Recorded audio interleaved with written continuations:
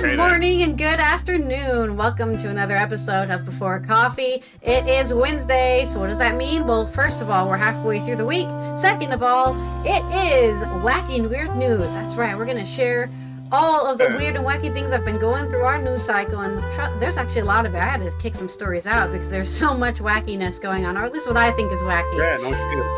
This is the first and only international game show Before Coffee, a father and daughter news podcast where we look up our stories right before we started. We've just got caffeine in our body and we're learning to read and speak live on stream. Let's get into those wacky headlines and spin that segue wheel. Today on Wacky and Weird Wednesday. Oh, damn! A giant pipe protrudes 10 meters above the ground at a construction site in Osaka. Confront mortality at Thailand's Death Fest. And Moo Dang, man arrested after climbing into the pygmy hippo enclosure at the zoo. Don't crawl inside of a pygmy hippo, whatever you do. And from the United States, a treasure hunter. Well, this wasn't from the United States, but a treasure hunter is freed from jail after refusing to turn over shipwreck gold. And a Czech man had a stone in his barn's foundation turned out to be a Bronze Age artifact. U.S. Army general, yes, right, a general who helped train Ukrainian fighters under fire for leaving classified maps on a train. That's weird. And how plastic bottles have been transformed into a life-changing drug. Vinegar. No, just kidding. Also today, Germany has a volcano. Well, so far it's been dormant as far as we know, but Lake Lach, L-A-A-C-H, shows new signs of seismic activity. Plus, we also have a story that says there's no such thing as a shark. Huh? What? And in my culture news, you never know whether they're acting. An encounter with the man who spent 50,000 pounds renting girlfriends. They're all acting. You're renting them to be your girlfriend. Sorry I had to reveal that to you. AI girlfriends are the way to go these days, I hear. And it's National Sloppy Joe Day, so I don't know, help Joe clean up his act, I guess. It's March 18th on 2026 on Before Coffee.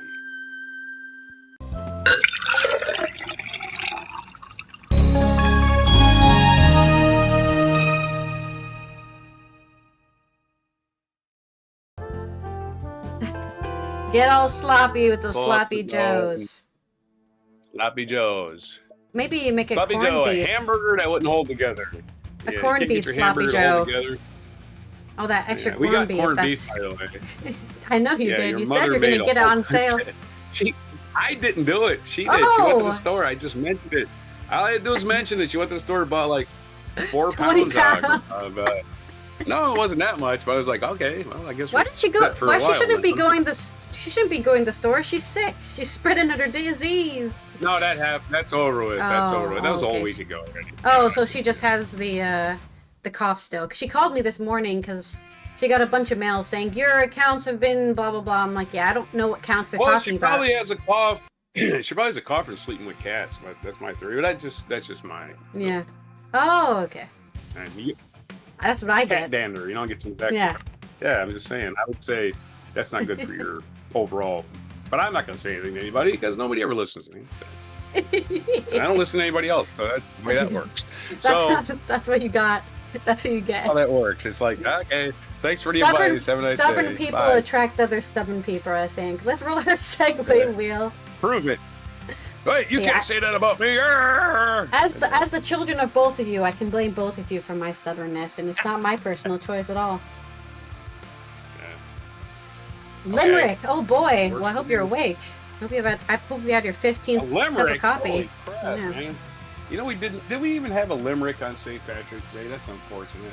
Yeah, well, I guess we'll make up for it today. Because you can either write 3 or you can write 2 here, because I have 3 stories. But the first story is very short. It's just like it's just an update. This is more of like a, wow, breaking news, giant pipe.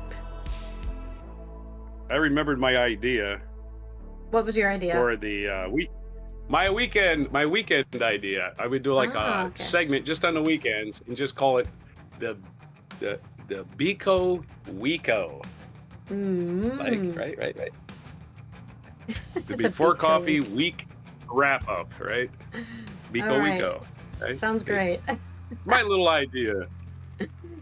Okay, I'll Sounds good. write a limerick now that my brain isn't working yet. But Oh, you don't have to write a limerick about this one. You don't have to strangle yourself doing this No? one, but you can if you want. It's a very short story. It's like 2 sentences. I don't have Giant- to do anything. I just Yeah, that's choose to, true. right? This is coming off Japan today. Coming out of Osaka. A giant vertical pipe at a sewer construction site in Osaka was pushed upward today, protruding more than 10 meters above the ground, police said. Osaka Prefectural Police said they received an emergency call around 6:50 a.m. from a pedestrian reporting that concrete is falling at a construction site. About 5 minutes later, officers confirmed that a pipe about 5 meters in diameter was protruding at the site.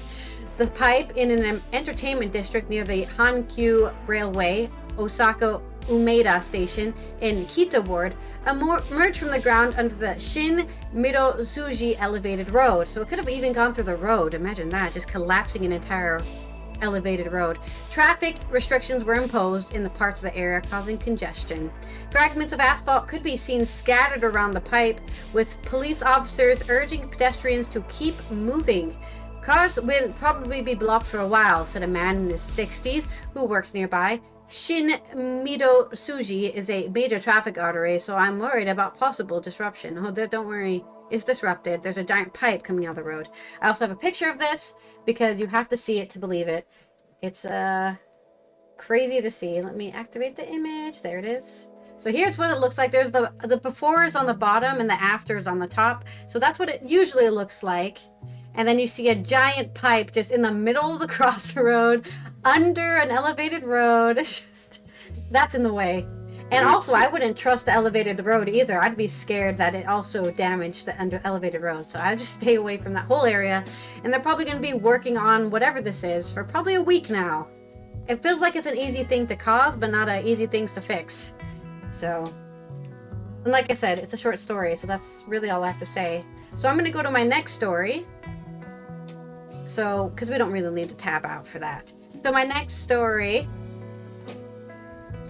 is from Jintamas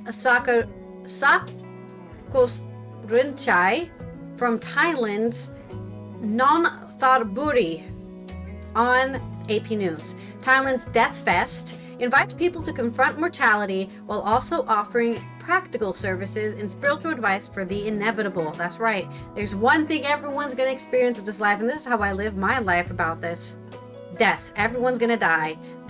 You might be poor, you might be rich, you might be happy, you might be sad, you might be lonely, you might be full of cheer, but we're all going to die in the end, and that's a fact, okay? The unusual fair, now in its second year, has broached the subject that's uncomfortable for many.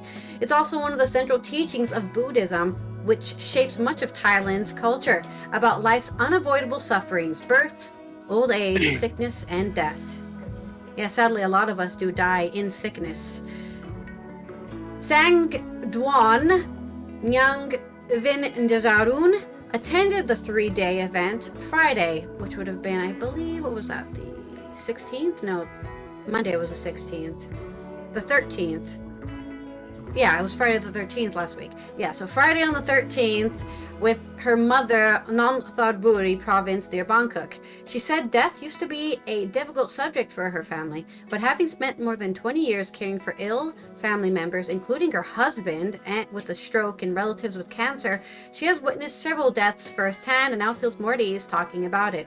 Yeah, I don't have any people, like human beings that died, like that I was taking care of or anything like that, but I did have a lot of pet rats, and if you know anything about rats, they only really live 2 years maybe, sometimes 3, but mostly 2, in my experience 2. So I had to deal with a lot of dead pets as a teenager and older, so that's probably also why I'm just not affected by death so much, because it just happens. She said she liked the fair because it's not just about dying well, it's also about the present moment and taking good care of our lives while we're still here. The event brought together experts and organizations involved in healthcare, financial planning, palliative care, funeral services, and memorial innovations. It's actually really important to pre-plan this stuff for a lot of people, because nothing's worse than having a death in the family and it's like, oh, we don't have any money for the funeral, we don't have money for the casket, you know, we don't have money for anything, we don't even have a headstone. So you can like pre-plan all this stuff, have a headstone ready, have a casket ready, or not a casket, what are they called? There's another word for casket, but I can only think of the word casket. And, you know, have where you're being buried ready. All this stuff can be pre-planned, and that's basically what this fair is for. Talking about death, talking to counselors about it, and then also, if you need to, pre-plan it so that you don't have to worry about it later. The event brought together experts and organizations involved in healthcare, financial planning, palliative care, funeral services, and memorial innovations. Activities and talks focused on not only preparing for death, but also on maintaining quality of life until the final days. Yes, a coffin. Thank you, Amlin. Amlin's always here to be my thesaurus, because I can't remember words. Thank you, Amlin. Death involves everybody, and it's not just about you, said Jean-Claude Bangyayekian, editor-in-chief of The Cloud magazine, and one of the event's lead organizers. Instead of wondering what dying will be like, maybe we should think about how to make things easier for the people who remain after we're gone. One popular exhibit is called Test Die. Visitors can lie inside of coffins of different sizes and styles while looking at themselves in a mirror suspended above. The experience is designed to prompt reflection rather than fear. What will I look like when I'm dead in the coffin? Office worker Pinduda Sihad said it felt calming. I don't think I'm scared of death, she said. I also don't want to die, but when the time comes, I don't think it will be that frightening. Well, lucky for anybody who studies biology or medicine, you probably already know this, but when you start dying, your body makes you as high as possible. So most people enjoy dying in their final moments because they're just high out their ass. So it's the final nice thing our body does for us when we go beyond. One company displayed a biodegradable coffin made from mycelium. I want this. This is what anybody watching this who happens to be involved in my funeral, I want one of these. I don't care how much it is. I want to be this. I want to biodegrade it in mushrooms, please. The root-like fibers of fungi, which help naturally decompose a body. Founder Jirwan Kumoso said the design reflects a more environmentally friendly approach to a burial. Although she brought a human-sized coffin to the event, her company mainly produces coffins for pets. Hey, that's good too. Usually I just bury my pet in a cardboard box, so. It gives people comfort to know they've cared for their pets until the very end, she said. It looks like a spacecraft, a capsule for sending them to another world. It kind of looks like a peanut. That's what it looks like to me, like a little peanut shell. You just put your pet in a peanut shell and just cross the rainbow road is, I believe, what you say for pets. Nopa Sarwad Panyazare, founder of the online memorial platform Share Souls, has seen a similar emotional bond. Her services allows users to store photos and share stories about loved ones, creating a digital space where friends and family can leave messages and pay their respects. She said her original idea was for the platform to preserve memories of family members, but she was surprised to find that many users were creating memorial pages for their pets. Many people send me a message to say thank you, because nowadays we don't really have any space to store stories or memories about their pets, she said. Every pet is meaningful to their owners as much as a family member. They are family members in a lot of cases. But there's your, I guess, weird and wacky story about the people in Thailand that are celebrating death in a, what I would say, very healthy way. Preparing for it and thinking about it, whether it comes to their pets or to their family members or themselves. I hope that was enough for a limerick. Right. It is, actually. I even titled both of them, right? I even got titles for my limericks, which a lot of people don't do. But I'm a perfectionist. My first one is called, I was going to call it raising pipe. Let's call it raising pipe anyway, because that's a metaphor. Laying pipe is a totally different thing. Let's go with this one. Japan's rising pipe has impeded routines as it appears when not needed, but it is not about dates or about national birth rates. It's actually about about an actual pipe in the streeted. There we go. Streeted is not a word. It's just called poetic license. Our next story is called Living in Denial, and it's about living in denial, which whistling past a graveyard is an actual metaphor. Whistling is my favorite activity. By cemeteries, I practice this proclivity. I will never die. You all will find out why. I am definitely here for infinity. That's a good one. Whistling past that graveyard. Yep.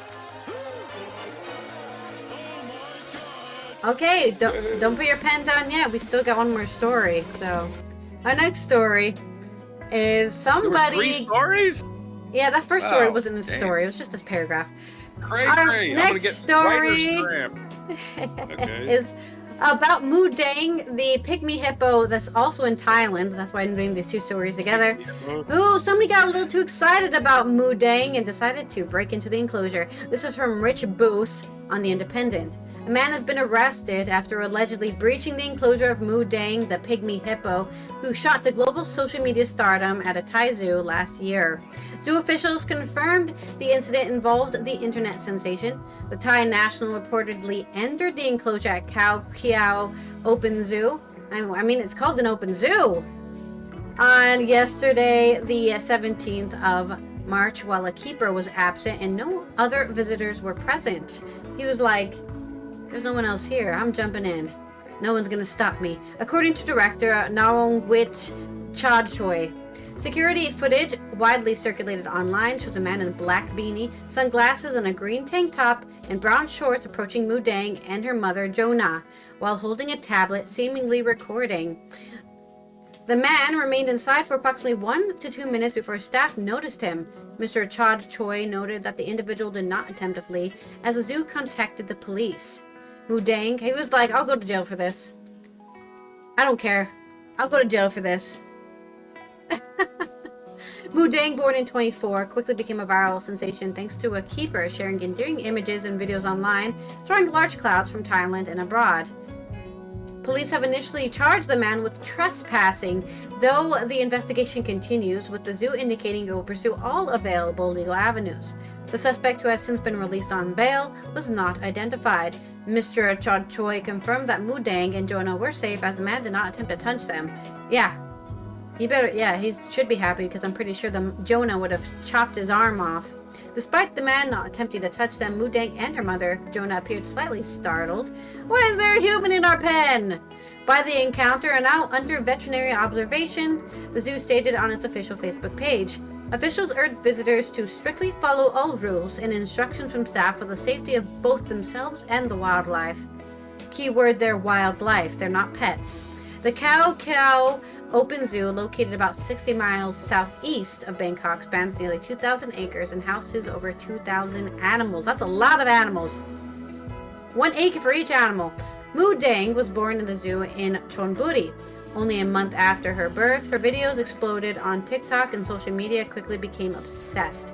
Vulture wrote, she has little teeny tiny baby chompers. Sure, she's perpetually wet. Her name means bouncy pork. It's the ultimate recipe for internet cuteness. The Associated Press described Mudang as having the kind of face that launches 1,000 memes, and it has. It has launched 1,000 memes. Mudang in Thai is a type of meatball. It was reported that the name was chosen by fans through a social media poll, keeping the theme with her siblings Mutun, stewed pork, Muvuan, sweet pork. The zoo also has a common hippo named Kamu, which is stewed pork leg. But I don't think hippos taste like pork. I think hippos would probably taste more like a frog because of all the water and seafood they eat. I would think pork because they eat everything. I don't know. I'm sure there's somebody out there who's eating hippos, right? It's I know a huge bear animal, tastes a lot like pork. Bears taste, but I think they're related to pigs. But well, bears are omnivores too, so yeah, they're eating everything as well. But there's our story on Mudang. Do you got a limerick for me, forehead man? You're like, I'm hungry for some pork. Suddenly I'm hungry. This goes back to the Japanese story. Mhm. What country was this in? Thailand. That's not too far away.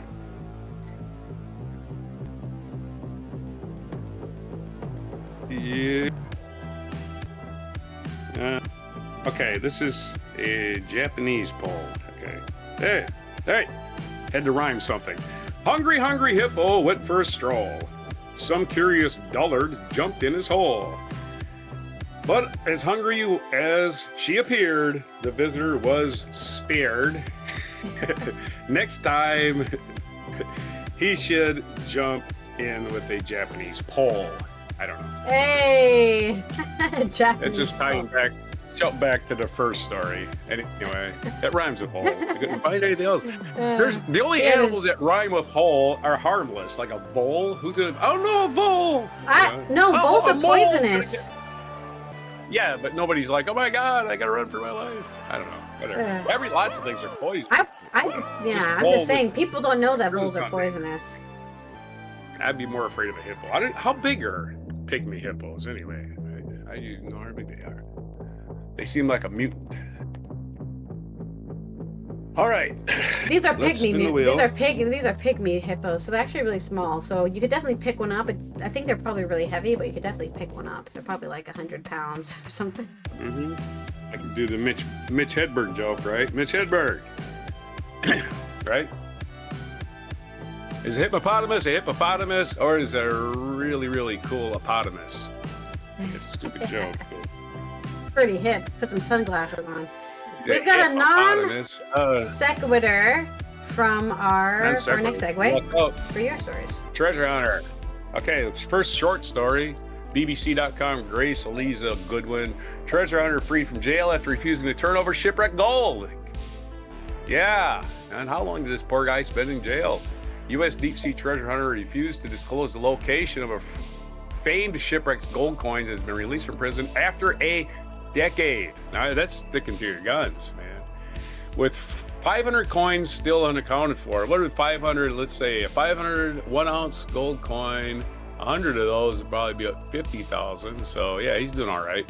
Tommy Thompson, 73, discovered millions of dollars worth of sunken treasure for the 1857 wreck of the SS Central America, also known as the Ship of Gold, off the coast of South Carolina in 1988. Investors in Thompson's venture accused him of cheating them out of promised proceeds. After years on the run, he was jailed in 2015 on a criminal contempt charge. When it sank in 1857, the ship had been carrying 30,000 pounds of gold, newly minted in San Francisco. Holy crap. Why do you put that much gold on one ship? The ship's treasure, which had been en route to the East Coast to create a reserve for banks, sank 7,000 feet to the bottom of the ocean, taking with it 425 passengers and crew. I think the gold itself probably contributed to it sinking, I would think. Gold's very heavy, contributing to the financial panic of 1857. One shipwreck, right? That's a lot of gold at once.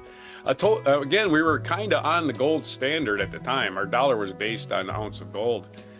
A total of 161 investors had given Thompson $12.7 million to find the ship, on the understanding that they would see returns on their investment. Thompson, then an oceanic engineer at Battelle Memorial Institute in Columbus, Ohio, and his crew brought up thousands of gold bars and coins in 1988. Much of them later sold to a gold marketing group in $2,000 for about $500 million. He maintained that the coins were turned over to a trust in Belize and that the profits from the sale of the first batch of gold had mostly gone towards legal fees and bank loans, according to the BBC's U.S. partner CBS News. The investors sued Thompson in 2005, alleging they had not yet received any proceeds from the treasure sale. Later, a criminal complaint against Thompson said the gold bars and coins he recovered from the seafloor were worth up to $400 million. Thompson went missing in 2012. While facing demands. He appeared in court after years on the run. He and an associate were arrested in 2015 in Boca Raton, Florida. They have been staying in a hotel for 2 years, paying cash for their room under a false name and using taxis and public transport for detection. Civil contempt sentences are usually indefinite, lasting until a person complies a court order, which in this case would be divulging the location of missing coins. But last year, the judge agreed to end Thompson's civil contempt sentence, arguing that it was likely to ever offer an answer, according to CBS News. Maybe he just doesn't fucking know. But anyway, he's free now. And if he knows where those coins are, he's going to get them. I'm pretty sure there's a bounty hunter or somebody tracking him. Just waiting. He needs Wouldn't you? I would say he needs a third party, but maybe even like a 10th party, like somebody so detached from everything to just melt it all down, you know. Yeah, I understand. Launder the money back to him somehow. That's the only way at this point. Man, my thing exactly, like you said, you can't trace coins if they've been melted down. That's the end of the line. Nobody's gonna go in there and find. If it's actually gold coins, it should be easy to do. So. Yeah, and these were gold coins minted in the United States. So they probably just had Lady Liberty on them. Whatever they put on coins in 1857, right? A long damn time ago, right? So gold doesn't decay at all, not even one bit at all. Just never does. So yeah, it just stays forever. Are they just angry because they want to tax him on it or something? Because I feel like that's they want to reclaim it and they want to tax him on it or something. They're angry because they said he put money in some kind of trust and he got the money from it somehow or whatever. Oh. And he's not allowed to. They wanted him to tell them. The authorities wanted them to tell them where the gold was, and to him, I can see his point of view as like, why would I tell you? I will get nothing. You're just going to steal it. Yeah, exactly. If I don't tell you, I stand a chance of, shaking my tail. All the people have been following me. Again, he did have a companion living with him, so that guy probably is involved too. Yeah. Anyway, let's. I would just leave it to my whatever. I would just leave it to my. Here's my non sequitur. If I found treasure, I would just leave it to my niece or something, or my nephew, right? I would never claim it. I'd just be like, leave it to them. Once I die, it'll be sent to them, and then they'll give up. I'll die. They'll never know where the treasure is because I've died, and I was the only one who knew where it was, right? And then, and I'm sure it won't be my problem anymore. I guess I'll be dead, but that's what I would do if I found treasure. I would not cash out on it immediately because everyone wants to get their hands in treasure. Everyone wants to get their hands on that. Yeah. The consortium who made all kinds of money on the sale of the gold and stuff, they're just greedy, if you want me. I'm sure this guy's greedy too, but again, he did the fucking work. Fuck these guys, seriously. I mean, him and his crew did the work. Yeah, it's so weird. Like, I would expect that. If I'm running a company that's like, oh, we found treasure, let's go pay some divers, I expect them to take a cut of the treasure. They're fucking diving into the ocean to get it. I would just expect that. I wouldn't be surprised. There's a legitimate thing called gold fever, right? It's been existed for, the Spanish had it, right? They wiped out civilization for it. All right, that's another story, as you did your long non-sequitur. You're doing your own crowd here. Cool. All right. Yeah. Got it. All right. Gold fever, all right, next story. That was the short story, unfortunately. It did say 3 minutes, even though it went way longer than I thought. Maybe this one's shorter. Let's see. The one that's going to be shorter, I hope. But nope, it's actually probably going to be long. Maybe it's shorter than I suggested here in the article. But Smithsonian Magazine has the story Christian Thorsberg, a Czech man, used this stone in his Barnes Foundation. It turned out to be a rare Bronze Age spearhead mold. Not the kind you chisel out of rock, the kind you pour into a mold because you melted some metal. In 2009, did I give this person's name? I did. Okay, so.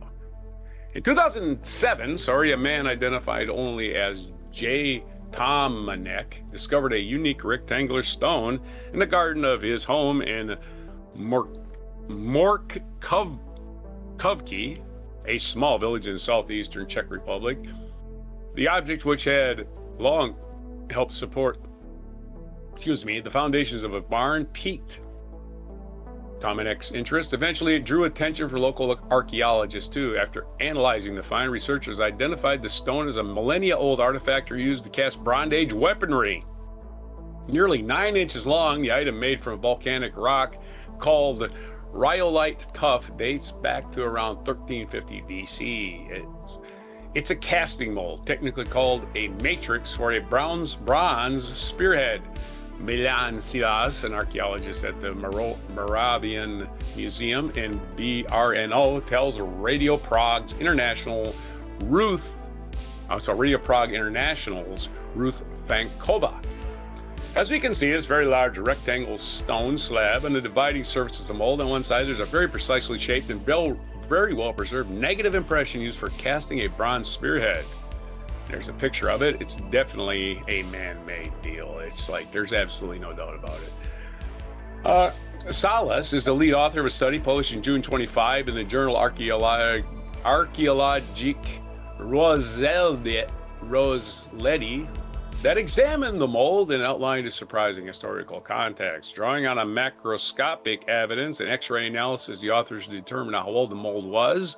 Liquid bronze was poured into both halves, only one of which survives, which were then tightened with a copper wire. The result was a socketed lanceolate spearhead. In other words, a lance-shaped weapon with a hollow base. Spearheads produced in mold were also featured longitudinal ribs and raised ridges along their wings and sockets.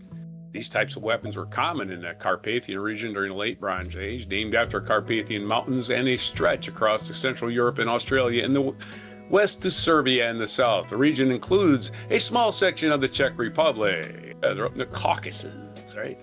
The ingenious rock used to make the mold likely originated farther east, indicating a long-distance transport of raw materials used in production of stone materials could reach tens of hundreds of millimeters. I guess people that were nomadic, so I don't know if this long-distance traveling thing is just kind of sad to even.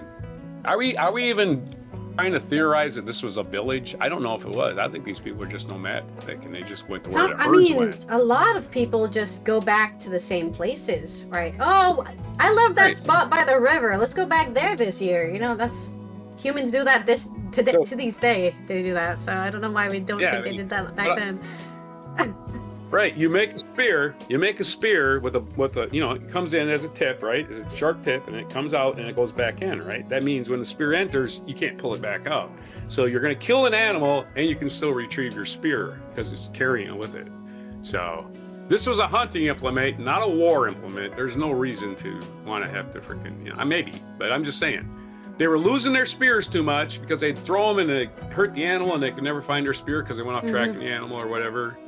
But this way they get to save their spear. These are definitely hunters, and they were definitely following herds. So why would they not travel a lot? Is my point. Unfortunately, we are not able to determine precisely the site where the mold was prepared, but it's generally province evident North Hungary to southeastern Slovakia. Study co-author Antonin Crystal, a geologist at Masaryk University, tells Life Science Kenna Hughes Castleberry in an email. Based on comparison with similar artifacts, the researchers hypothesized that the mold belonged to a urn-filled culture. This group spread across Europe beginning in the mid-2nd millennium BCE and derived its name from the practice of placing cremated bones in urns, which were then buried in fields. They cremated their dead, eh? It's interesting. The other urn-filled casting molds recovered to date have chiefly been found in excavated settlements or burial grounds. This example was probably redeposited in Morkovke in modern times from nearby urn-filled site. Okay. Evidence of a high thermal stress on the artifact surface associated with repeated and intensive use. And mold might have been used to cast up to dozens of spearheads. Dozens, why not hundreds? Well, yeah, that's your story. That wasn't as long as they said it would be. And the other one wasn't as short as they said it would be, so it worked out. Let's have a breaking news. Humans have been humans this whole time. There's your non sequitur. Yeah, the story though. All right, I just answered it. But the story is the guy had it as a foundation for his garage or his barn, which is just like, you should have known that was a man-made thing, dude, not just some rock. Oh, look at this rock! Naturally formed. No, that doesn't look naturally formed. Just looking at the thing, you can tell it's been heat damaged. Yeah. There's weird etchings on it. There's literally, it literally has little scratching that says, use this to make spearheads. No, I'm just kidding. That'd be so funny if it had something written there. I could show you a picture of it, I suppose. Made by Tom. Tom the Rock Carver. That'd be so funny if it was actually signed by somebody. Yeah. I wonder if this is man-made. Okay, let's spin our wheel. Yeah. Spin, spin, spin, spin. Can't wait to see the special on Ancient Aliens. Only aliens could have done this. I love that shit. Let's spin it. Give me a bad pun for my stories. We got 2 stories here. Ooh. The first story is coming out of, I guess, the U.S. This is from Mike Bettingen on The Independent. A top Army official lost track of highly classified maps that were left on a train and sustained a concussion after falling over due to an overindulgence in alcohol, a new report has been found. Straight to the court-martial. Who court-martials a general? The admiral? I guess the admiral, right? The admiral's higher. I don't know anything about it. A court does. Okay. The judge adjutant general. The JAG. You ever watch that show, The JAG? That's what it is. Oh, sorry. He's not currently an Army Major General. He's a former Army Major General. So there's that little mix-up. So he's actually retired. How does he have classified information? Why does he have classified information? We'll find out in the art. We'll find out. Okay. Former U.S. Army Major General Antonio Aguto, who oversaw the coordination and training of Ukrainian military, was unable to find the documents for more than 24 hours after assigning control of them to his staff, according to the Pentagon's Inspector General. So he gave it to somebody else, and that person, I don't know, took it to a copy machine. I don't know, went to Staples. The investigation into alleged misconduct found insufficient evidence to determine who had control of the classified maps once the travelers boarded a train for the return trip. On April 4th, 2024, this would happen 2 years ago. The travelers left the classified maps on the train when they arrived back in Poland. The U.S. Embassy in Ukraine recovered the unattended classified documents from the train when it returned to Ukraine 1 day later, it said. So Ukraine was like, we got you, bro. We'll make sure these don't go into anybody's pans. The 56-page report published Friday, so it's only been revealed to us, the public, as of Friday, the 13th of March, stated that only diplomatic couriers or specially authorized non-professional diplomatic couriers can hand-carry classified materials across international borders, and that the staff members assigned to take the documents had not been either. Just a bunch of breaches in bureaucracy is what this sounds like, you know? Only Tom can touch these. Stupidity. Yeah, I guess so. I mean, he got drunk, so. Aguto, who is now retired, later took responsibility for this incident, the report added. Honorably discharged, you know? That's why he's retired now. Probably. Right. They didn't want to reveal how embarrassing it was, you know? He did everything else well until he got drunk on that train, you know? The German-based security assistance group Ukraine was established in November 22 and consisted of around 300 personnel to ensure America is postured to continue supporting Ukraine over the long term. Aguto, a two-star general, led SAGU until his retirement in August 2024. I think his earlier retirement.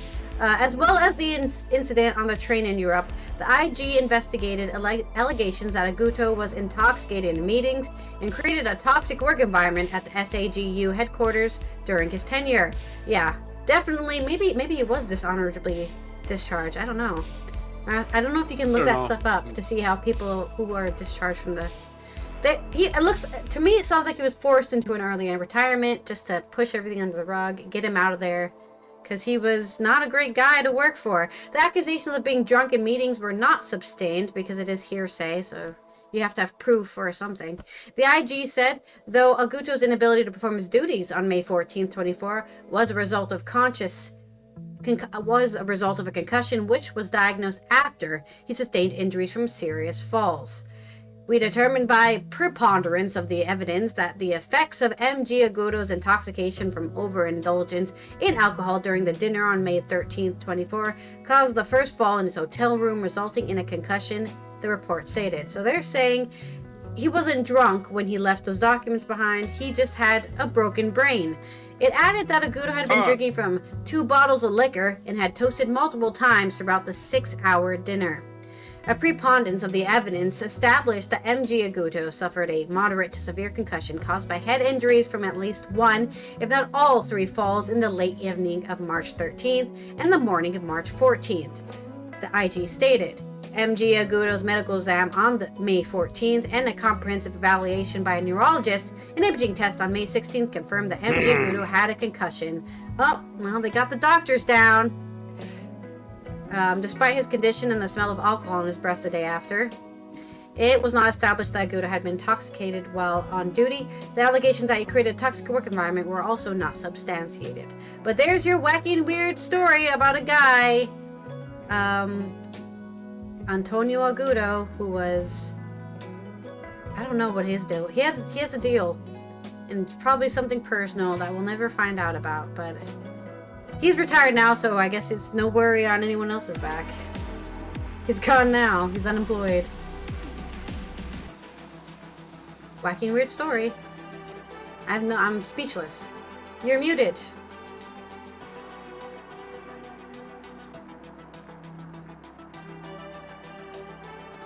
Yes, I was muted. Okay, sorry about that. I was just thinking of all the security briefings I'd attended because of my jobs over the years. Probably about 4 times a year over like 25 years, security briefings. It's like, yeah, people don't take them seriously until they go to jail for it. Anyway, my pun is, and again, this goes back to training. This guy really needed more training. There's your pun, because he left it on a train. There you go. It was sitting right there, and I didn't see it coming. Okay.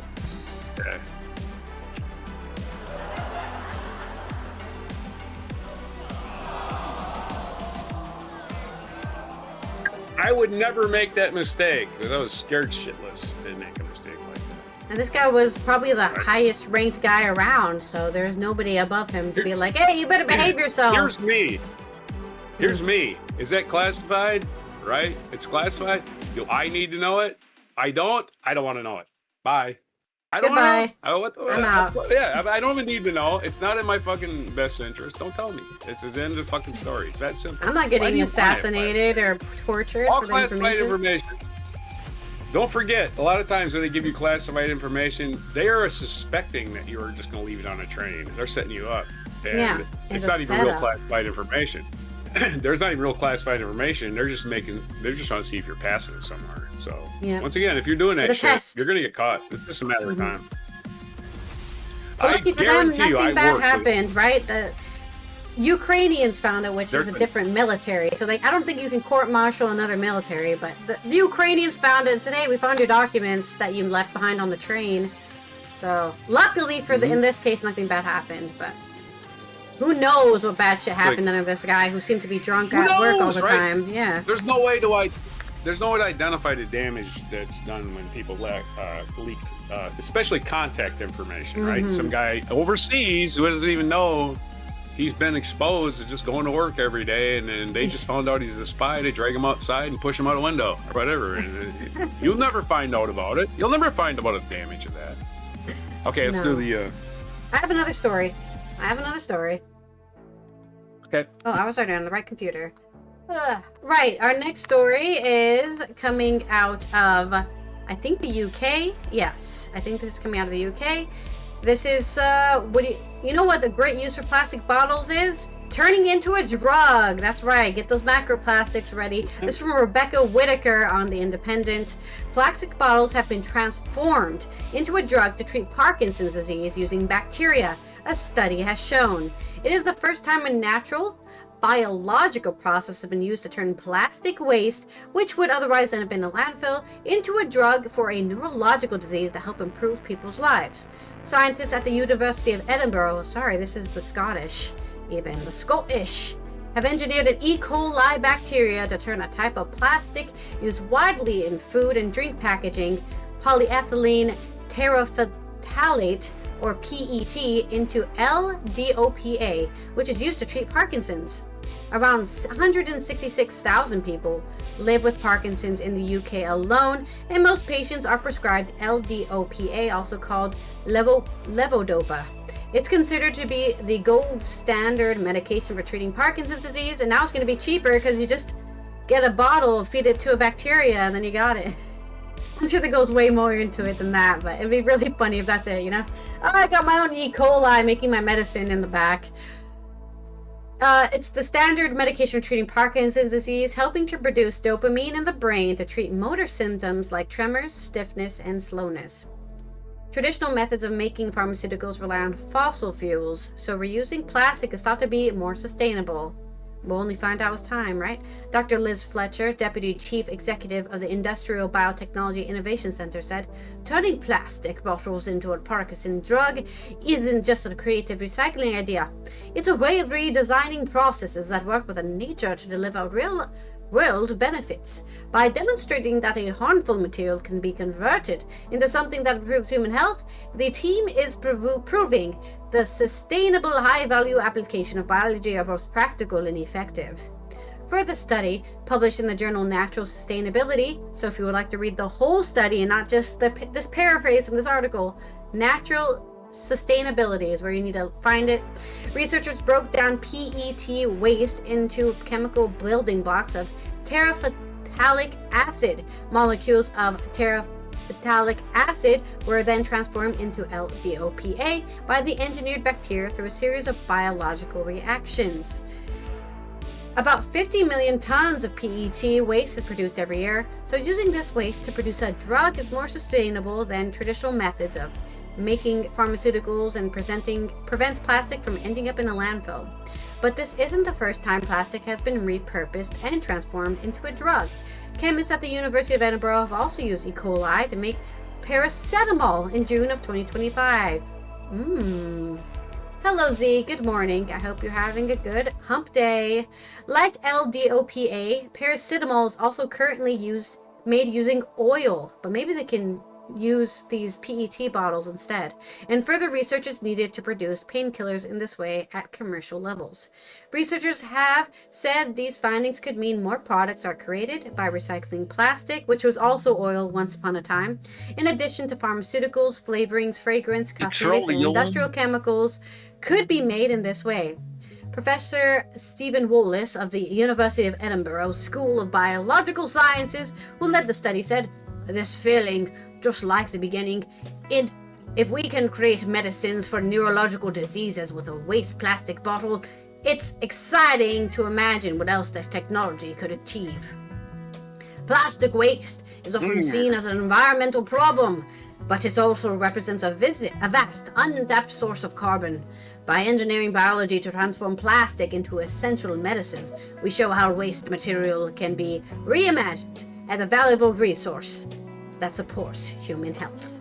So good job, people in Edinburgh, for working on ways to make plastic into drugs, because at the end of the day, yeah, it's all carbon, right? It's all, that's a cool thing about biology and chemistry. You can use reactions to take it back down to its base material, right? All the way down to carbon and whatever else was made into it, and you can put that into new stuff. So, yes. I'm sorry there has been no humping today on Hump Day, Z, but the day's just started for you, so. Yeah, we're just halfway there, man. The night is young, as they say. But there's my story on plastic drugs. The old Groucho, I'll paraphrase Groucho Marx, and the lady said, "I've never been so insulted in my life." And he said, "Well, be patient, I just got here." Anyway. Not to recycle an old pun, but I'm glad they're showing their flexibility. Yeah. Yeah, I mean, those plastic bottles are pretty flexible. Hey, it's a bad pun, not a good one. Yeah, right. Yeah, man. Yeah, Roger's also in Maryland, so he's in the same time zone as you, Z. So. I'm in my own time zone. I'm in the I'm in waking up at 10 a.m. time zone. I'm looking for my stinking video. While you spin the wheel, yet? I'm spinning the wheel now. All right, let's do the videos. Load that, and then we'll do the stories about weirdness. I know, I have to tell some jokes. Yeah, I'm gonna tell some jokes about some weirdness. Yikes. Okay. Well, mine was actually a pun, wasn't it? Anyway, okay. So, let's do Earth.com story. Germany has a dormant volcano lake. I didn't know this, but they do. Earth.com, Adrian Villas. More than 1,000 tiny earthquakes have exposed a deeper slanted reservoir beneath Germany's Lake Loch. L-A-A-C-H. I think it's like Lake Loch. Yeah. Lake Loch, which is basically redundant if you're in Scotland, right? Volcano, not the vertical body scientists expected, not the vertical. Yeah, it's just like, oh no, that new picture links the lake's quiet surface to an active underground system may still be building pressure today. Buried faults between Ochtendung and near Koblenz and Lake Loch held the evidence, with the most tremors lining up in a new narrow zone. One narrow zone. Reading those signals, Torsen Dam and the KFZ Hemel Center for Geoscientists, already KFZ, mapped out a buried system that changed the old picture. His team found that reservoir tilted towards the Neuwied Basin, a valley on the Rhine where many small quakes gathered. Even so, the geometry does not prove an eruption is near, but it points to a living system worth watching more closely. I mean, all volcanoes are inactive until they're active, right? Across they're just pimples in the Earth's crust, if you think about it. They're just pimples waiting to burst. Yeah, metaphor. And people living near volcanoes is the metaphor for whistling past a graveyard. That's exactly what the metaphor is for. Across the Eifel Hills, the team spread more than 500 sensors and tapped a 40-mile fiber optic cable as another ear, like an ear of a geological system, I guess. Like, you got to picture a map from above, I think. I guess the sensors are ears. They're just calling them that. I guess the sensors, again, they sense waves, but they don't sense sound waves. They just sense ground waves. Light moving through that line changed with tiny strains of temperature swings, letting researchers register vibrations. Oh yeah, they have light. Okay, you have lights pointing at each other, right? They point directly. What do you call that? Lasers. You have lasers, right? A laser pointing in a direction, right? To a receiver. Right? Stays there all the time until the ground moves. Until the ground moves, and it does this. You sense a vibration. And you're like, oh, yeah, that's pretty cool. Station spacing sometimes shrank to about 1 mile, giving the region its sharpest underground view. Because the net was so dense, tiny structures emerged that older surveys had blurred all together badly. What the quake showed. During 1 year, researchers logged 1,043 microquakes, earthquakes too small for people to feel. Mostly 6 to 10 miles down in the earth. Many arrived in short bursts, and several looked so alike that they reused the same stress patch. These patterns fit a system nudged by moving fluids because pressure can weaken rock and let already loaded fault slip. Near one southern tip in the fault zone, the sequence looks more like standard aftershocks than a fluid swarm. Elsewhere beneath the basin, unusual seismic reflections pointed to magmatic fluids, hot gases, and liquids released by melt pooling between rock layers. The strength of the reflections indicates that fluids have accumulated in those layers. Whether those are magma or magmatic fluids have not yet clarified and will be investigated. So a lot of stuff going on underground. Maybe you listen to that Talking Heads song, right? Same as it ever was. We're going deeper underground. Anyway. That's what I was reminded of. Right. Exactly. There's water underground. Did you know that? Yeah. What remains uncertain? One caution stands out. The model does not prove today's reservoir is overpressured. Only that earthquake patterns is consistent with that idea. Pre-existing weak zones in the crust could also steer the quakes even without a growing pocket of magma. Sorting between those explanations require more well-resolved quakes and stress tests across the smaller slices of rock. Until then, the strongest claim is not imminent eruption, but a crustal system that remains active. So basically, it's just active. System sounds tasty. Yeah, I guess it's all that really changed that we're aware of it, right? It's about all. So let's have us joke. Keep your eye on the volcano. Got to keep your eyes on those volcanoes, especially when you don't know they're there. Why? Well, they knew it was there. It's a lake. It's a volcanic lake. Why didn't the volcano eat dinner? It wasn't hungry? Because its plates were broken. No. Oh, no. It was too slow on that one. Hold on. You know what? You should never kick a volcano. Why? You might crack a toa. Oh. That one's really bad. Oh. Funded. All right, next story. Wait, one more. This one's a What? double. This is a double joke. Oh, What's the difference between a Okay. woman and a volcano?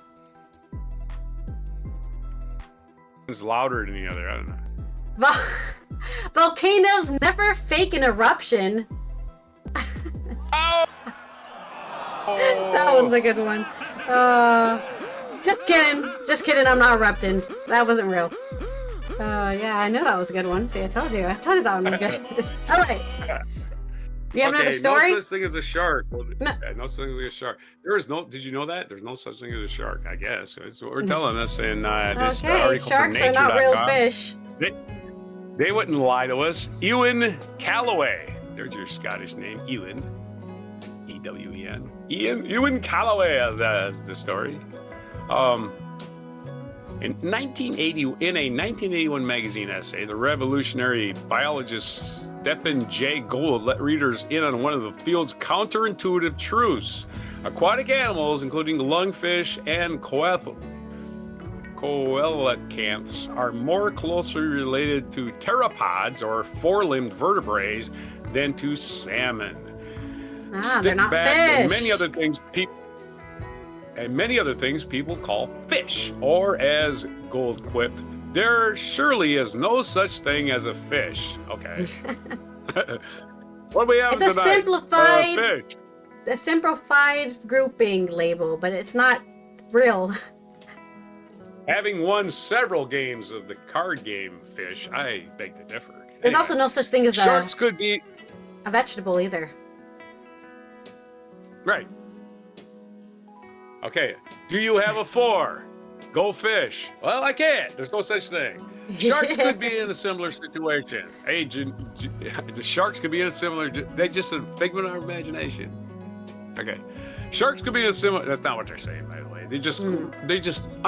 They're not classified properly, is what we're talking about. Sharks could be in a similar situation. A genomic study of dozens of shark species and their close relatives suggests that the ocean's top predators might also not be a natural biological group, contrary to what studies using more limited genetic data suggested. For one thing, sharks are different than a lot of fish. They can't stop swimming. They have to constantly be on the move. I mean, a lot of fishes are like that too, but not all of them. The analysis posted last month on the BioRxiv pre-pit surfer finds that when researchers took a look at some of the ultra-conserved parts of the genome, a particular family of sharks called hexanchiforms might be part of an evolutionary linkage that is distinct from the group that includes all other sharks, as well as skates and rays.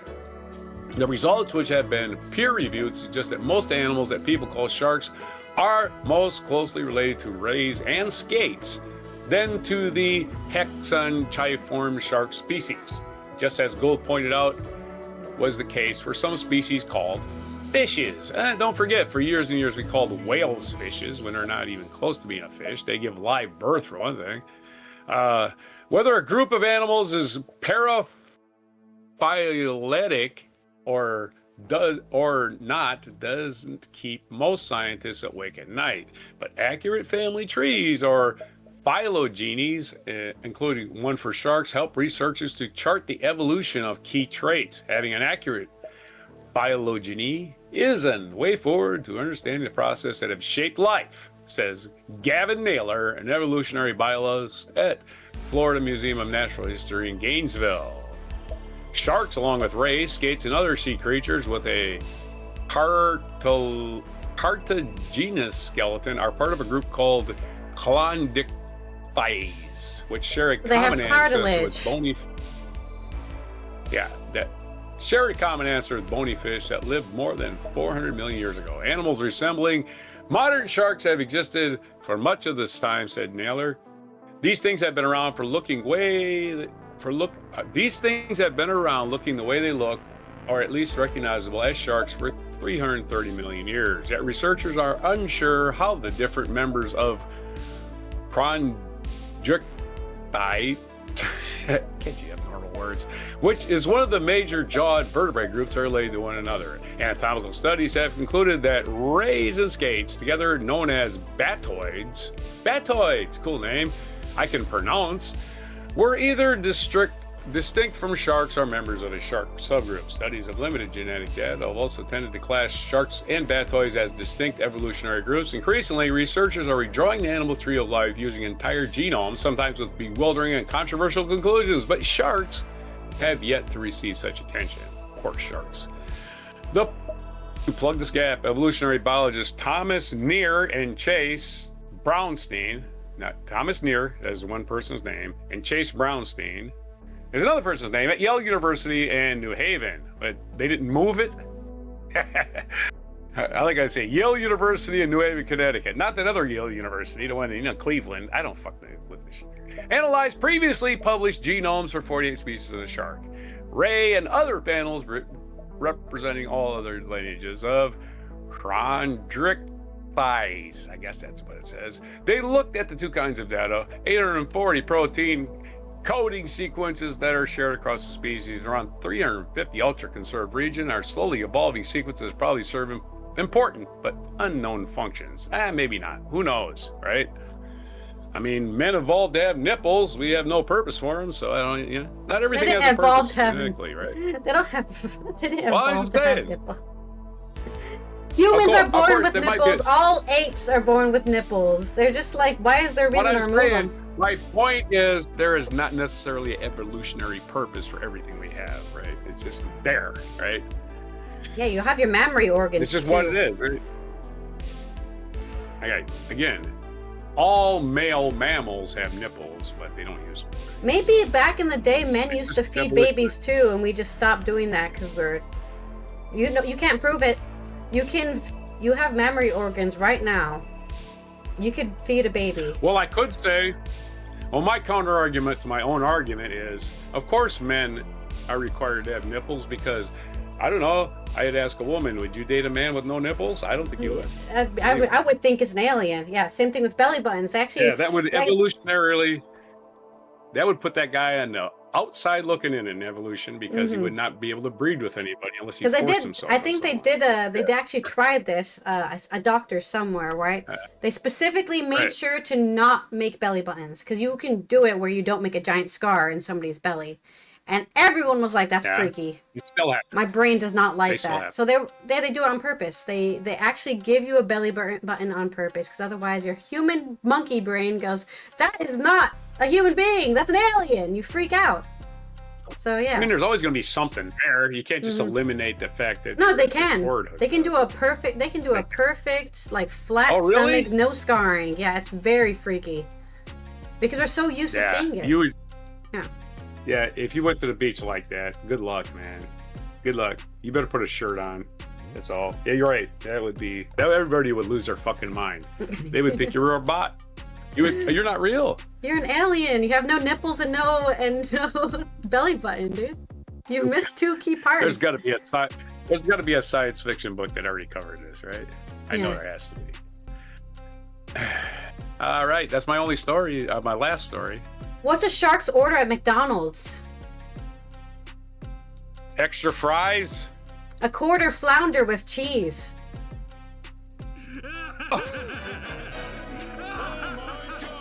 Where do country music loving sharks love to go? The Grand Old Opry.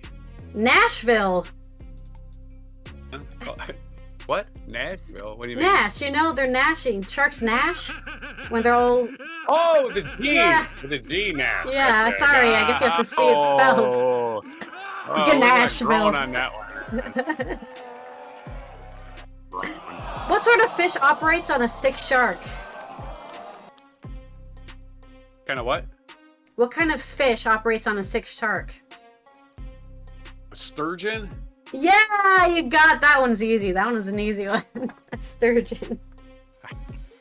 They're pretty scary. I wouldn't want to. Z says he actually has 3 nipples and 2 belly buttons because he's not weird enough, I guess. I don't know how you get 2 belly buttons. That's right. As long as they're telling lies. I have the body of a 16-year-old boy. It's in the truck of my car. You're wearing one of those dad bod shirts. You know, have you seen those? Like the dad bod shirts with the hairy stomach. It was a very popular bikini at some point. I don't know why. Is that like a pregnant suit they put on you to simulate? Yeah, pregnancy? exactly. But it's just a picture of a dad bod, so like a hairy dad bod. I don't know. I guess you wouldn't know you have a dad bod. I mean, sorry, a body of a teenage boy. Reminds me of the lady who wore a pregnant suit for about 9 months and then went and stole a baby. That's a thing, man. There's really that's a weird story. That yeah, it's a thing. I know it is a thing. There's some people who are so obsessed with becoming a woman. Right, for them, being a woman is having children, so they don't have any children. They need to steal someone else's. They just don't want to go through the pregnancy. They just want to steal a kid. And what is that a great example of? Going to therapy. Please go to therapy. Thank you. Okay, our next segue is non sequitur. Probably raised by wolves in a lot of these cases. That's not necessarily. What do we get? Non sequitur. No, all right. Don't have to think. Perfect. This is after thinking all morning. My next story is our culture news, and it's coming out of I think the UK, where somebody has spent. Sequitur is one of those words with a Q. It's one of those words with a Q in it. With it doesn't have a U. Isn't that weird? Yes, it does. Doesn't it? Does it? Oh, I thought it didn't. Oh, I don't know. Anyway. Maybe I spelled it wrong. Anyways, our next story is coming out of the UK, where somebody has been spending upward of £50,000 renting girlfriends. Looks like a new job for me. Oh, never mind. I got that wrong. That wrong. It does have a Q. Never mind. This is from Zoe Williams on The Guardian. From the get-go, T was incredibly transparent about the fact that he wants a completely subservient woman he can control. He didn't even necessarily know that what he was saying was offensive. Ben Zand is a 35-year-old documentary maker, right in the eye of the millennial cohort that sees the contours of the manosphere, takes it seriously, but understands its logic for what it is, misogynistic neo-fascist swill. Though his independent production company Zandland, he has made films about incels, QAnon, and lookmaxing, along with tangential matters such as what does a Mexican drug overlord have for breakfast in the BAFTA-nominated film he made for Channel 4, Kingpin Cribs. Inside the incels who rent girlfriends is an intense one-to-one with T, a British 27-year-old with a good job, who over the past 8 years has spent £50,000 renting girlfriends. In the film, his voice is disguised and he is wearing an anonymous style mask because it's kind of embarrassing, isn't it? I've paid upward of $50,000 or £50,000 for female attention, which does nothing to offset the menace to the whole picture. He is, as Zan says, completely open about what he wants, a girlfriend who always says yes, and the best way to get that is to pay the money. I speak with him off camera, but he's using his regular voice, so he sounds, well, obviously much more human and more vulnerable. Your first feeling from him might be a pity on how hapless he sounds, thinking he can bring his feelings to what is plainly a transaction. You can really like some of the hired girls. I did, sometimes, and they just disappeared. And that sucked. She just stopped doing the girlfriend experience. I never knew why. Probably because you came up as creepy. That's my intuition anyways. Or you might notice how he is in the unmapped territory of another person. With the rented girlfriends, you never know whether they're acting or they really mean it. It's quite confusing and stressful at times. They're acting. I said this earlier, but they're acting. You're paying them to be your girlfriend. They're acting. I would do it. If I was out there to get paid to be someone's girlfriend, I would be yes, yes, yes, menning the whole way through. Whatever you want, dear. Whatever makes you happy, because I'm a service, right? You're being paid to be a service. Whatever they want. So, Zan says at the start of the film that he expected this to be about sex. It never is. It never is. You can talk to people who actually work in the red light district in Amsterdam, and most of them are getting paid hourly to talk to people because they're lonely, not for sex. It's never really about sex. And in the end, found something much darker. I expected it to be about inadequacy and loneliness in the same experience. I found it much darker. T estimates that over the years, 80% of his interactions have been online, 20% in real life.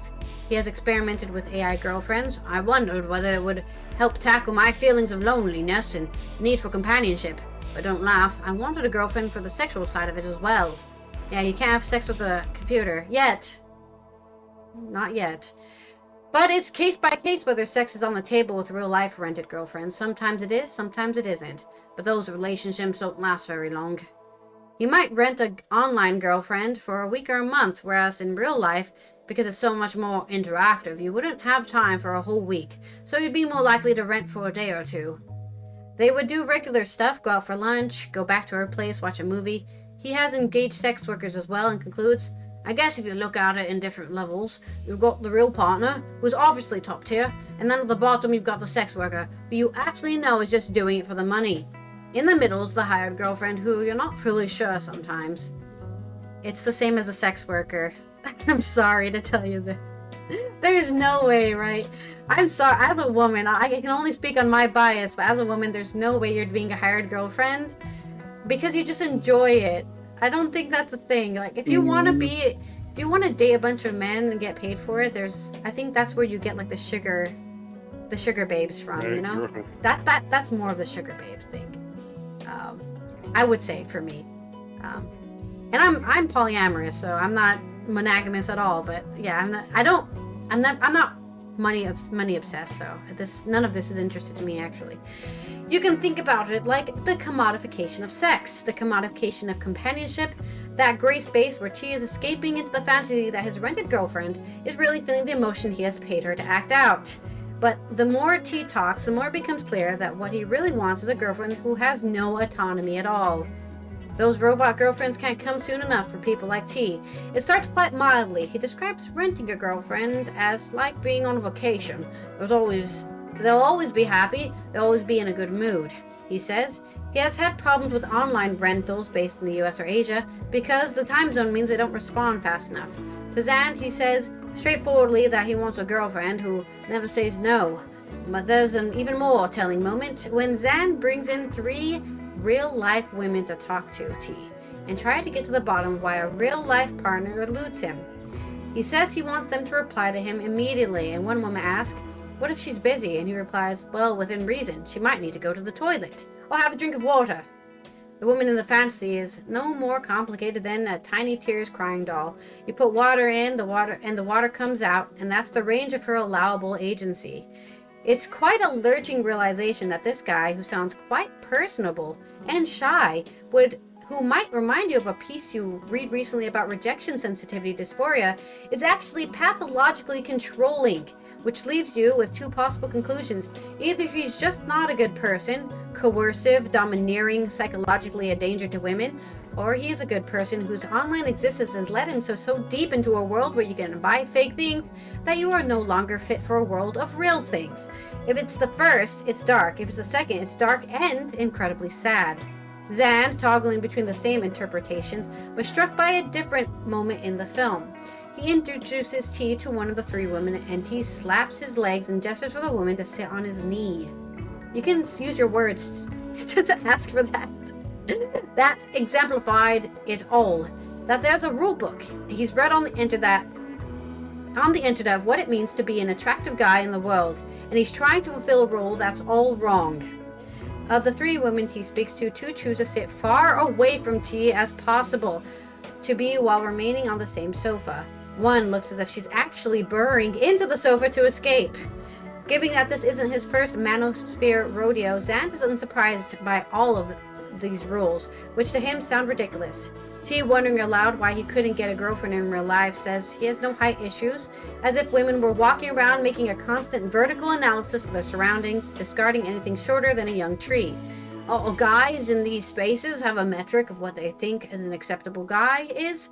Someone who's over 6 feet 2 inches and looks a certain way, has a certain amount of money. One thing T said to me a few times is that he was confused because he meets all those criteria. He's 6 feet or nearly, he has a good job, he gets paid well, and he can't understand why he's not getting what he deserves. Why am I not getting access to girlfriends? Personality problem, buddy, sorry to say it. For sure, the querulous feeling of being denied what one deserves, dating-wise, predates the internet. What's different now, says Zand, is that there are a huge amount of subreddits or Discord forums, they're called Discord channels, where all these people with similar issues are convincing each other of a kind of science to it all. Yep, the great old, what is it called? The echo chamber. Oh no, the reason you're not getting a girlfriend is because you don't act like me. As somebody who also doesn't have girlfriends, I know all about it. They have the right mathematic measurements, tick the right boxes, earn the right amount of money, and something will be unlocked, and then everything will be okay. Yeah, it's like a video game. Just do all these things on the side quests, and you'll get a girlfriend as the quest reward. There's a gamer mentality to it. A lot of mutual reinforcement with none of the real-life interactions where your views might be tested or checked. A guy of a certain age who might have found it difficult going through school, as many people do, and now spends an enormous amount of time on Discord, goes to bed ridiculously late, ends up unable to go out and spend time with people, and if they ever do, aren't able to be transparent about where their views are going and what they feel, so they kind of have a double life. For the first time last year, she had a real-life girlfriend. Asked about how that compared with a hired one. There must have been some ways in which she excelled, and other than being cheaper. Maybe one of the things that was nice and surprising is when you date a real person, they have their own family and friends, and you become part of their life. My girlfriend had a nephew who was about 3 years old. She would send me stuff that was happy family time, and rented girlfriend wouldn't really do that. Yeah, please don't know who their family is. And they're happy to show you them, but they don't want you to see the outside of that. She broke up with him when she found him too controlling. Didn't take that as a sign, huh? To maybe stop being controlling. At the end of the documentary, T resolves to stop renting girlfriends. While he thinks having a real girlfriend might have started to change his perspective, he sees having taken part in the show as being key. I don't feel without the documentary happening, I would have had the strength of courage to make that step.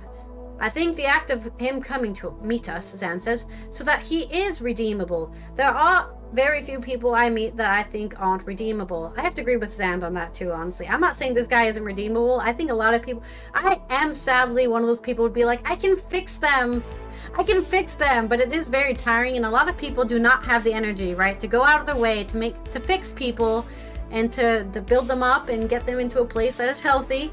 So, and I definitely wouldn't have room to do that for 5 people, for example, right? So I think T is redeemable.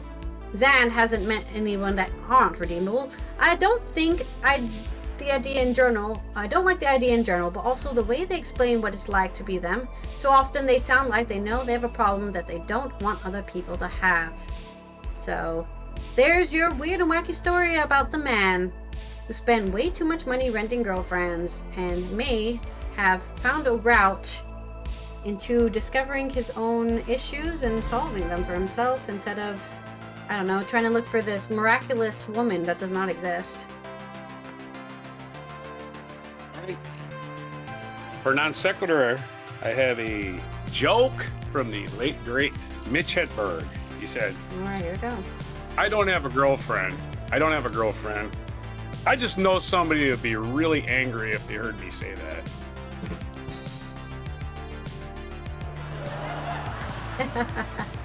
That's what's called deadpan smart humor. Yep. I mean, I personally don't like being called anybody's my something because I think it's too possessive. So that's how anti-controlling I am. Don't call me your anything. You don't own me. I'm a human being. I did 2 Mitch Hedberg jokes today. I just wanted you to know that. Anyway. Yeah. For the Mitch. hippopotamus joke and the girlfriend joke. The great. Oh, poor guy. Took himself out with his bad lifestyle. Yeah. Sometimes that's just how it goes, you know, burn brightly and end quickly, I guess. Another Mitch Hedberg line, I used to do drugs. I still do, but I used to too. Yeah, anyway, that's a great one. All right, let's do this day in history. It's time for me to give you a limerick. It's Limerick Day today, making up for yesterday, huh? Yeah, as we Take work us our to way this day in forward. history.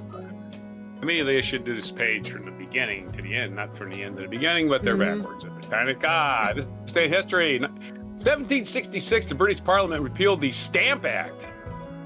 of 1765, after violent protests from the American colonists included a group known as the Sons of Liberty, the Stamp Act.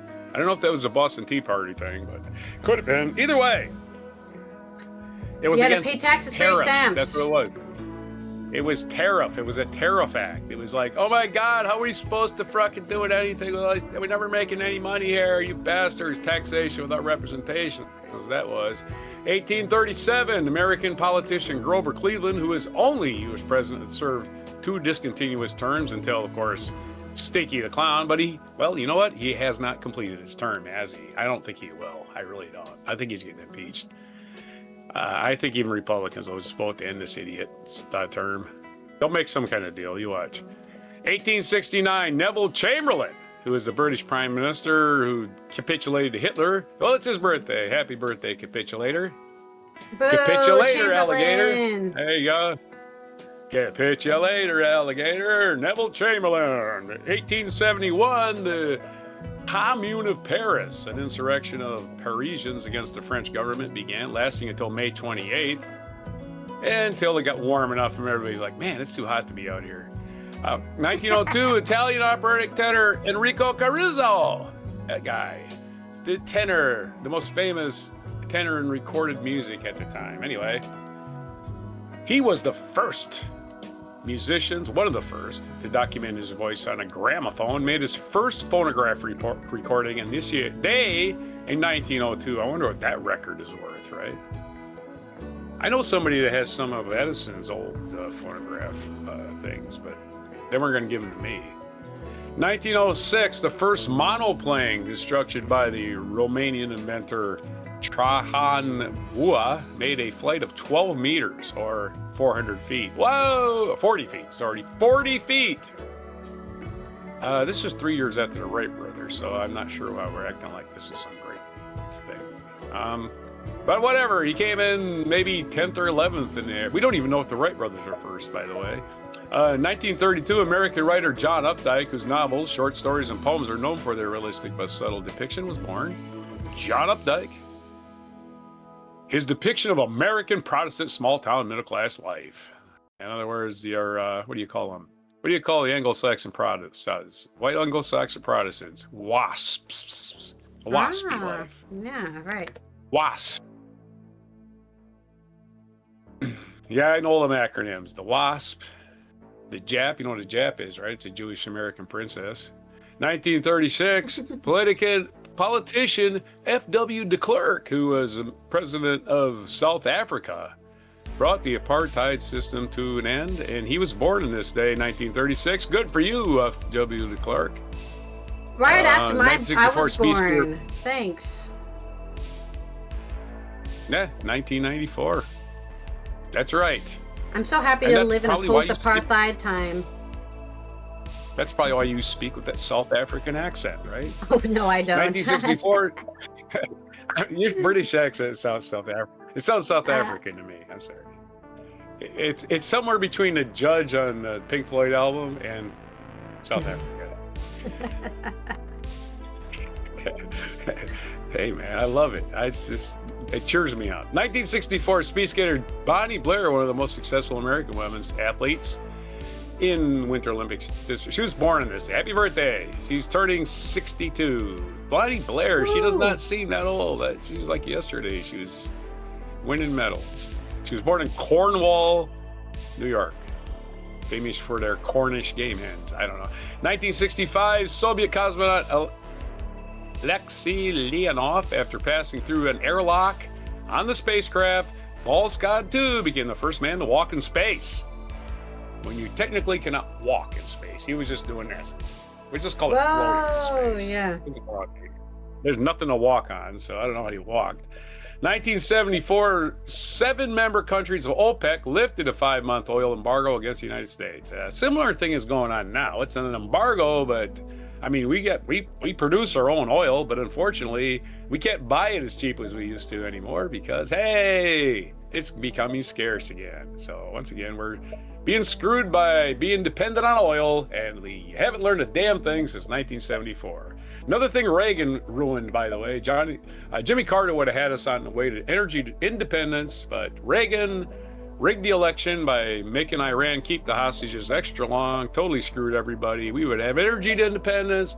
We would have a healthcare system in this country. Reagan took us all backward 50 years. He took us backwards to post-World War II, where everybody was afraid of communists everywhere. That shit. 1990, it was considered the world's biggest art heist. Two men pretending to be police officers stole 13 works, including paintings by Rembrandt, Johannes Vermeer, and Isabella Stewart Gardner. Museum in Boston. What was the name of the museum? They stole it from the Isabella Stewart Gardner Museum in Boston. The stolen art was never recovered. Isabella Stewart Gardner sounds like a relative. And that's why you don't keep your paintings in random places in the U.S., okay? That Rembrandt should have been in the Rijksmuseum, okay? Somebody bought it. Here's what happens. It isn't like these Bastards. museums buy these, right? The museums do not own these fucking artworks, okay? That might happen with artifacts and shit that they dug up and stole from countries, but art ends up in a museum because rich guy buys it and puts it in the museum. They don't own it. Thanks, rich They're just displaying it. Yeah, so let's not pretend these museums are looting anybody. They're displaying art that's owned by somebody else. All right, get that out of the way. And of course, the rich guys insure the hell out of it, so they don't care if it's stolen, right? They get some money. 2000, well, I don't know. I gave it to the museum. They're the ones watching it. Where's my check, you know? Anyway, 2000, Chen Shu-bian, a leader of the pro-independence movement that sought statehood of the Republic of China, or otherwise known as Taiwan, was elected president of Taiwan, breaking the Nationalist Party 55-year rule, which would have gone all the way back to Chiang Kai-shek, the originator of Taiwan, who again, they were in the World Baseball Classic, and they were, I believe, eliminated by Japan. Or Korea might have beat them. Korea was in there. A lot of Asian countries played baseball. Anyway, 2012, Tongan King Topon V died and was succeeded by his younger brother, Crown Prince Lavaka, who took the name Tupu VI. That's the Tongan king. That's Tonga. Off in the what do you call it? Oceania region, right? 2017, American singer-songwriter Chuck Berry died at the age of 90. He was a leading and influential pioneer of rhythm and blues and rock and roll, actual king of rock and roll. Before Elvis even was even a person, Chuck Berry was writing rock and roll hits. Elvis was just a kid in Mississippi when that started. 1662 is our featured event, March 18th of 1662. Blaise Pascal transit service begins running in Paris, and that's the in 1662. Blaise Pascal's public transit system began operating in Paris. It involved horse-drawn carriages that would transport people around the city. They would charge a small fee and arrive at stops at fixed intervals. The coaches ran across 5 different routes, and each one seated 8 passengers. Though Pascal's service was popular with wealthier Parisians, many residents could not afford the fares, leading to carriages being vandalized. Oh, the French are so hurt by aristocracy. I love it, man. They just hate aristocracy. Long live the French, man. This is what I love about the French. The service officially shut down in 1667. It had been ahead of its time, but pickpockets and overcrowding contributed to its demise. And of course, the motor car also came along about 30 years after that. Maybe buses. The only public transport I took in Paris was the subway or the underground, or what do they call it there? What do they call it in Paris?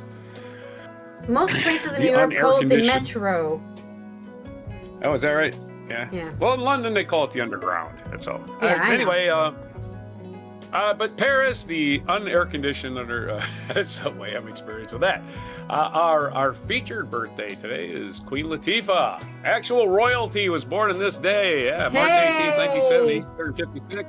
She was born in Newark. She is the Queen of Latifah.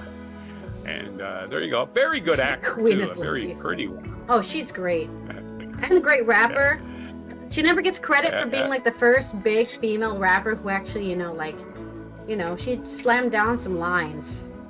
Let's hope she doesn't start. Let's hope she doesn't think she needs Ozempic anytime soon. She needs to. I'm just saying, why do people need to change their body? It doesn't make them more attractive. It doesn't. Losing weight. Why do you think that makes you more attractive? It just doesn't work.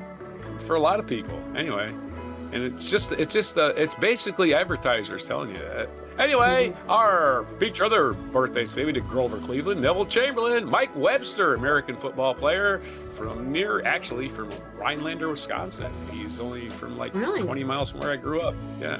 1952, his birthday, American football player, Hall of Famer. Actually, Rhinelander, Wisconsin was the first city in America to have 2 players in the Pro Football Hall of Fame. Mike Webster and I believe, I can't think of it. Oh, Jim Otto, the other one. They were both centers. Isn't that interesting? 1970, Queen Latifah, American musician and actress. We did that. Talked about and that. Sutton Foster. Yeah, we did. I was just having a brain fart. 1975, Sutton Foster, American actress and singer. National days today. It's National Supreme Sacrifice Day. I guess this is different than Memorial Day. I mean, we have a Memorial Day. Nothing wrong with admiring people that just gave their life so you could, eat chocolate bonbons in bed. But I don't know if we gotta have this every month. We gotta have a National Sacrifice Day because, again, people get fatigued from flags. We gotta raise a flag for this. We gotta raise a flag for that. So we put another day in the calendar. Nothing wrong with it. It's just like you're crowding out other things, man. It's just like we got to do something about this overly recognizing people. National Sloppy Joe Day, National Lacy Oatmeal Cookie Day. Do you know what that is? I don't. National Awkward Moments Day. I have those frequently, and I like them. I like awkwardness. I thrive at awkwardness, especially making other people uncomfortable. I don't know what's wrong with me. I should seek help. National SBDC Day, 3rd Wednesday in March. SBDC stands for Small Business Something, I'm pretty sure. And National Biodiesel Day. That's a good thing, right? Less of a carbon turn footprint, that right? fart into diesel. Woohoo! Methane. Yeah, because all these restaurants that cook things in grease, they used to just dump their grease in a dump and it just go into the ground. Now people go around, collect that grease, repurpose it as fuel. So that's a great thing. And those are all your days for today on March 18th. We did have a limerick, a couple of puns, a couple of jokes, a lot of bad humor, a lot of no disagreements really today. For March 18th. 2026, I'm before Lacy Oatmeal and Sloppy Joe because nobody likes regular Joe. Regular Joe is a pain in the ass. We want Sloppy Joe. We like got Joe the full meal and the dessert right there. All right. For our first limerick, we have, for pickpockets thrived in the crowd, and the coaches grew cramped and quite loud. By 1667, the dream was all driven, because it's 7 in Dreven. But Pascal had surely made shroud. About our Paris public transport, not public, private transport. From music to film, she would soar. In Chicago, she opened the door. An Oscar nod came to honor her name, a queen who forever will roar. For Queen Latifah's birthday. And on April the 13th, why did they say April the 13th? Wait, what? Why are we talking about April the 13th? Oh, National Oatmeal Cookie Day is also on April the 13th. So today and April 13th, cheer! We celebrate cookies so dear. Oatmeal cookie. Yeah, I got that. Right. Oatmeal's the star, but lacy ones are wafer thin treats that we hold near. So that's the difference. An oatmeal cookie is like an actual cookie, but lacy oatmeal cookies are just. It's got some frosting on it. It's got some icing on it. It's like if you made peanut brittle, but it was just oatmeal. It's just really thin wafer cookies. You put them in ice cream, it says here. A scoop of ice cream or sorbet. And yeah, there's our dessert for today, I guess. Right. And why don't they make fajita flavored? Why don't they make fajita scented cologne? That's my non sequitur in that. That's another Mitch Hedberg joke. Why don't they make fajita scented cologne? That's my favorite smell. I do love the smell of onions and bell peppers. Also, good morning, Ludo. I guess afternoon now for everyone everywhere, I think. Good afternoon, Ludo. Hope you're having a good hump day. You want those poblano peppers, man. Oh, man, they're so good. This has been Allison here from the Netherlands, Roger from the East Coast of the US as we finish off our Wacky and Weird Wednesday. I hope you guys enjoyed. We'll be back tomorrow, of course, for our Thursdays 13, in which we'll have a list of 13 things. I believe we already have been talking about it since Monday, the baseball list. Oh yeah, 13 things that baseball has done right. So we're going to celebrate baseball. If you're a baseball lover, check it out tomorrow. About to start. That's why. Yeah, exactly. Check out some baseball lovers out there. And currently then, in the news. And so if you're not already subscribed, please subscribe to the Before Coffee podcast channel on YouTube, because we need more subscribers on there so that YouTube knows people love our show and love watching it, and then it can spread out, and then we can give those anti-AI news to those people. We're not AI, we're real people. And check and see if you're still subscribed too, because a lot of people getting unsubscribed from things, and it doesn't make any sense to me. But YouTube has some weird shit going on. We're shadow banned for spreading the truth. We're shadow banned, so let the right. For actually having real life people instead of some. Hi, I'm a person who never blinks or takes a breath. Anyway. Thank you everyone who's already following and subscribed, and of course our Patreon supporters as well.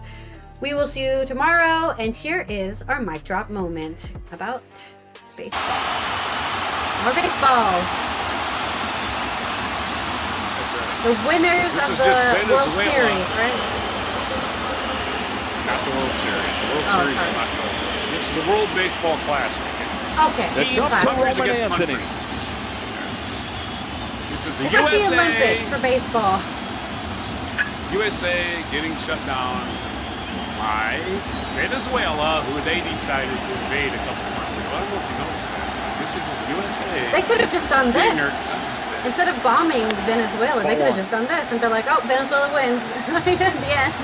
There's no way to get oil. There's no way to get oil from a baseball game. No, but I'm saying if they lost the baseball game, they'd give the oil. If they win, they keep their oil. That's they're keeping their oil. Yeah. Nobody's extracting. Strike. Why would you? Strike. Also, I love how these Venezuelans are wearing earrings. It's kind of hot. Do not underestimate. This was a blip in the United States, but in Venezuela, believe me, they are partying in the streets for beating the United States at their sport, right? I know Venezuela. By the way, 3 Milwaukee Brewers on the Venezuelan team, so I was pulling for them anyway. Only one Milwaukee Brewer was nervous. Hunger Games via baseball. Yeah, exactly. The Hunger Games via baseball. Like it. My guy Oh, here we go. The last strike. Strike 2 to the inside corner. One more strike and we're done. Oh, they're getting hyped. Who is this? People underestimate. I wish I knew who these players were. That is, I'll think of his name. I can't think of everybody's name. Oh, he's not ready. Salvador Perez, another mound visit here. He's going to talk with his catcher. Why are they showing the United States down to its last strike? Used to play because for he looks nervous. They're just showing him because he looks nervous. No, he had a home run in this game. What's his name? Can't think of his name. Ooh, he's nervous too. He plays for the league now. Yeah. One strike. Here we go. I love how they're getting the crowd again. Venezuela! The best in baseball!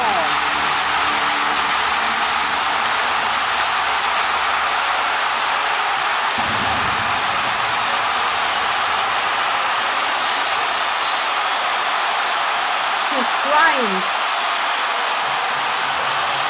I love their blue uniforms, by the way. Very nice blue. Right. I'm trying not to cry myself. I don't care about baseball, but I'm crying. I'm like, oh.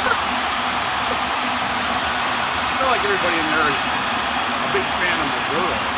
He lost the election. These are people from poor families. Even though they got money now, these are poor families. Also, there's something so satisfying about hearing like a strike ball hit the catcher's mitt, you know? Like that sound of like clap, strike. Where did that end up with? 3-6. 3-2. Oh no, that's 3-2. Hits or straight. United States got 3 hits. 3 hits. That's it. That's it, man. All of them power Good job, hitting, all Venezuela. them MVPs, 3 hits. Sad. Nah, it's good. I love baseball when it's the underdog. I really do. That's why I hate the Everyone Dodgers. loves the underdog story. I saw this idiot on internet. I had to.